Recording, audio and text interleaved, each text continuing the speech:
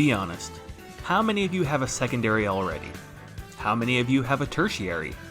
How many of you out there are like me and have a full 5-man squad strike team with its own cute little nickname? By the same token though, how many of you have been told to pick a single character and never use anyone besides your main? I'm guessing you've heard this at least once or twice, but then there's also the adage that you need to take a secondary to handle your bad matchups. So which is it? Do you pick up a secondary, or do you just get good with your main? That's what I'm here to tell you. But like always, it's going to come down to what your goals are. Why are you playing Smash Ultimate in the first place?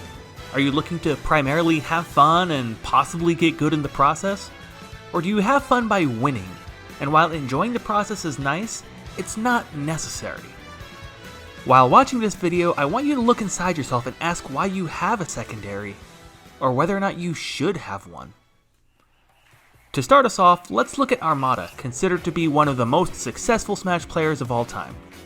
In a video he posted about solo versus dual maining, he mentions that if you are trying to be a top player, you should pick one character and stick with them until you become a top 30 player in the entire world. The reason he states for this are primarily because having a dual main, which I'll be referring to as secondaries, will divide your training time between characters, it will lead to a false confidence about what does and doesn't work, and because in his opinion, matchups really don't matter that much in the long run. I'll leave a link to his video in the description. I really think you should all check it out. It really does give you some good insights, but I'll be expanding on those points a little bit here. So first of all, if you choose a secondary, it means that instead of working on your main, you're spending time focusing on another character, which in and of itself slows down your growth as a Smash player. Now you might immediately be thinking, wouldn't I grow as a Smash player by learning different techniques and skill sets? Wouldn't this help me when going up against specific matchups because I know the fundamental strengths and weaknesses of different character types better now? Well, the answer to that is yes and no, but mostly no. While practicing with other characters may help you understand what makes other characters good or bad, you are sacrificing more by not learning all the intricate details of your main. If that doesn't quite make sense, think of it this way. The learning curve for competitive Smash Ultimate looks something like this. Obviously, it's not perfect, but I'm hoping this will at least give you a basic idea.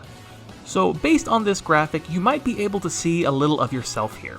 You picked up the game and had no idea that there was a difference between a back air and a forward air, or down tilt and down smash.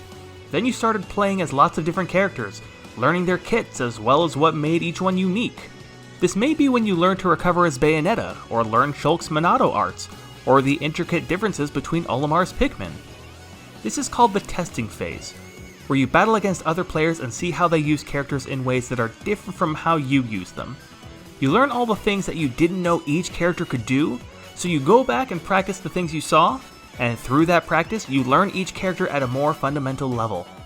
After that is the phase where you pick your main, and from there you grow at a much slower pace, but a much more effective pace.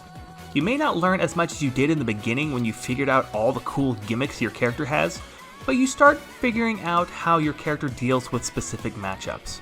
You learn how to edgeguard more efficiently, you get a better understanding of how big your hitbox is and how long it takes for each move to come out.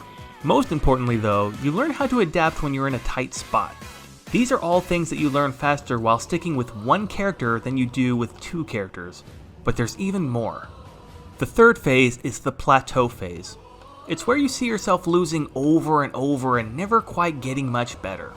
This is where it's super important to watch film of your matches, get feedback, and watch other top players who use your character. Unless you're a Byleth main like me and the only footage you have is that one match with MKLeo at Frostbite. Moving on! Hopefully you can start to see why solo maining is the fastest way to improve, and possibly the only way to improve, in order to get to those higher levels. When you've picked one character and stuck with them, you learn fundamentals rather than gimmicks. Gimmicks don't work at the competitive level, but fundamentals do. You don't learn adaptation through gimmicks, you learn how to adapt to gimmicks through fundamentals. Then, after you put in enough work, learning through practicing and failing, then practicing and learning, you'll eventually reach the fourth phase, the competitive phase. This is the phase where you'll be able to win games against stronger opponents. This is when you'll start leaving the loser's bracket and make your way into the winner's bracket at local tournaments. This is when you'll see yourself being able to win more games against multiple different people. Then, once you start winning those tournaments, and maybe even make it onto your own state's power rankings, you'll start to move into the next stage, the elite phase.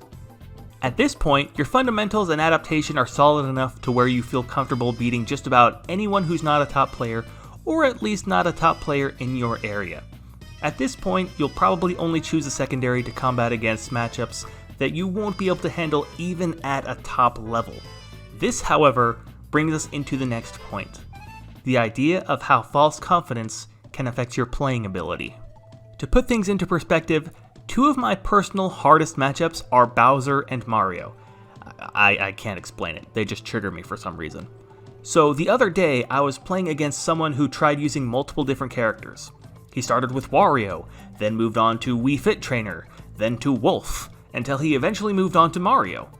Up until this point, I was easily beating him with every single character he pulled out. But once he pulled out Mario, I found myself struggling against almost everything he did. I ended up just barely squeaking out a win, whereas before I was beating him like it was nothing. He didn't stop there though. The very next character he picked was Bowser, and I lost handily, 3 stocks to 0. Imagine for a second if that player thought, oh man, I couldn't beat him until I switched over to Bowser. Maybe that means Bowser's a good matchup for me against Byleth players. No. Bowser isn't a good counterpick for Byleth. I just suck against those characters. Armada explains it further, but with over 70 different characters in the game, almost nobody has a good idea of every single matchup until they reach a more elite level. Everybody has those characters that just give them headaches. If you choose a secondary because you'll lose the matchup unless you switch to that character, you're missing the point. You're going to run into people where you can cheese them with specific characters regardless as to whoever they pick, and being able to beat them using one character in particular doesn't mean that you necessarily have an advantageous matchup. Maybe it just means that your opponent is bad against that character in particular. And once you start competing at higher levels, you're not going to be able to win those games so easily anymore. Which brings us to our third point. Matchups don't matter that much. The most one-sided matchup in all of Smash Ultimate is typically agreed on as Ganondorf versus Pikachu, with Pikachu having a much better advantage. That being said, a good Ganondorf will beat a bad Pikachu player almost every single time. Honestly, even a kind of good Ganondorf will have an equal chance of beating an equally as good Pikachu player until they've made it to the competitive phase. Even then, the Ganondorf could still win. Even at the elite level, a Ganondorf player could potentially beat Esam. Probably not going to happen, but it's still possible.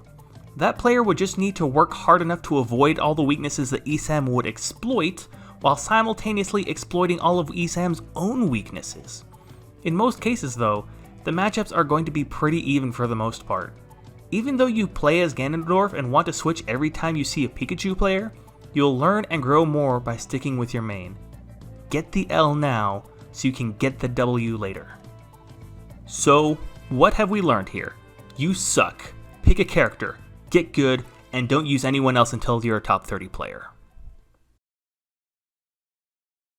Forget that! You like having a backup character. You don't want to use one character for the rest of your life. There are 80 freaking characters on the roster and you're limiting yourself to one? Pfft, yeah, right. Now for the good stuff. I'm going to teach you how to pick out a secondary. So let's start off with another graphic. This shows you an extremely basic example of how you should think when picking out a secondary. The 3 corners show zoners, the bait and punish characters, and the rushdown characters. These are the 3 most basic archetypes of Smash Ultimate, but you may be able to understand them better if you look at them as projectile users, heavies, and fast characters respectively. As you can imagine, there are some characters that could fit into multiple roles, which further complicates things by turning that fun basic concept into this. What? The crap is a footsie! It also doesn't help that some characters are debated to be in one category versus another, so don't try to look too deep into it. Just use it as a way to say, alright, my main is DK, so I'll probably want to make my secondary someone who isn't a heavy. But wait! Shouldn't you play to your strengths? Shouldn't your secondary also be a heavy since that's what you're good at? No. I can see where you're coming from, but no. You want your secondary to handle matchups that your main can't handle. For instance, if your main is Samus, who focuses mainly on projectiles, you probably want someone who can handle matchups against Wolf and Ness, rather than picking up Mewtwo as a secondary, seeing as how you're probably just going to run into the exact same problems. Maybe a character to pick up in that situation would be Zero Suit Samus, seeing as how she can rush in and focus on big combos rather than camping and getting destroyed. Another idea you could think about would be picking up either Shulk or Pokemon Trainer as a secondary. These two are Swiss Army knives that can adapt to multiple different situations, and although they're extremely difficult to learn, they do have some of the biggest payouts and are both typically seen as top 10 characters. The main point though is that you look at who your main is and decide what characters they don't do as well against from a meta standpoint. What I'm saying is, don't pick a secondary because you're bad against Bowser players and want a character who can cheese Bowser players. Pick secondaries to battle against characters who are intrinsically good against your main. For instance, when I was maining Robin, I had a hard time trapping and setting up against Kirby and Jigglypuff, which were basically all of Robin's greatest strengths, so I decided to pick up Byleth as a secondary to address those issues. Then, Byleth ended up becoming my main, and now I had completely new weaknesses to worry about. Byleth gets completely destroyed by projectile users like Samus and Link, so whenever I battle against those two characters, I pull out Joker. Congrats! You just met my 3-man squad strike team! Speaking of which, let's go into one final discussion point. When I first started playing Smash Ultimate, I decided that I wanted to use 3 characters, a main, a secondary, and a tertiary. That way, I could still learn the game without getting bored using the same character over and over again. There is nothing wrong with that if you want to do the same thing. It helped me learn a whole bunch at the start until I was ready to take on Smash from a more competitive level. In the beginning, I was using Robin about 50% of the time, Inkling 25% of the time, and Wii Fit Trainer about 20% of the time. But now I use Byleth probably 95% of the time. That being said though, my main goal in Smash Ultimate is to be not only good at the game, but also to win Squad Strike tournaments. So whenever I'm not practicing with Byleth, I'll be using the other characters in Gold Team. Robin, Joker, Inkling, and Wii Fit Trainer. This is what brings me to probably my biggest point in the whole video. Even if you solo main, experiment with other characters. One of my favorite Smash players of all time is Cosmos, who helped me a lot in learning how to be a better Inkling player. But a few months ago, he announced that his new main was going to be Pikachu. His reason for dropping Inkling was, and I quote, "I just don't think that the character fits my playstyle." This was one of the best Smash players in the entire world, and probably the best Inkling player in the entire world, dropping Inkling because he found another character who fit his playstyle better a good 15 months after the game was released. Something similar happened to me. I played around with Byleth, and it just so happened that she ended up being my best character. Lately, I've been using Pikachu and Min Min, and maybe one day, either one of them could even end up replacing someone on Gold Team. It's important to dedicate time to improving your main specifically, but also give yourself the freedom to play around with different options. Of course, when you're in the first phase, you'll give yourself more freedom, whereas in the third phase, you'll want to give yourself less freedom. Now, maybe when you were watching this video, you thought to yourself, okay, I know that my main intrinsically struggles against Bowser and that rushdown characters are usually a good counter pick, but which one do I choose? Now that choice comes down to you. You have the framework to choose from, and now you need to play around and have fun. You'll know you found a good secondary once you start bragging about it to people, and just remember, you can always change your mind later. So let me know. Who's your secondary? How did you come to that decision? Let me know in the comments, and I'll see you guys next time.